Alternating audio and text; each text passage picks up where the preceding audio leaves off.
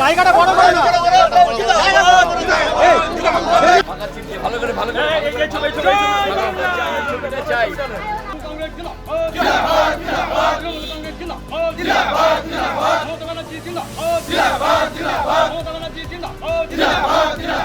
সার্বিকভাবে ভালো লাগছে যে মানুষ একটা অন্ধ মোহের বেড়াজাল থেকে বেরিয়ে বাস্তবের মাটিতে পা রেখে পশ্চিমবঙ্গের উন্নয়নের রূপকার মমতাময়ী মমতা ব্যানার্জি, আমাদের সকলের প্রিয় নেতা, যুব সমাজের আইকন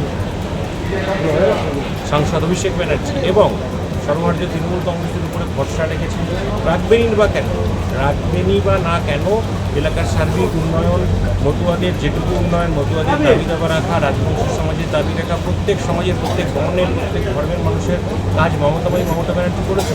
উন্নয়ন অনেক কিছু করতে পারিনি, সেটা আমি ওপেনলি স্বীকার করি। সেগুলো করার চেষ্টা করব, যে টাইমটা পাবো সেই টাইমটা ইউটিলাইজ করার চেষ্টা করবো, প্রপার ইউটিলাইজেশন অফ টাইম।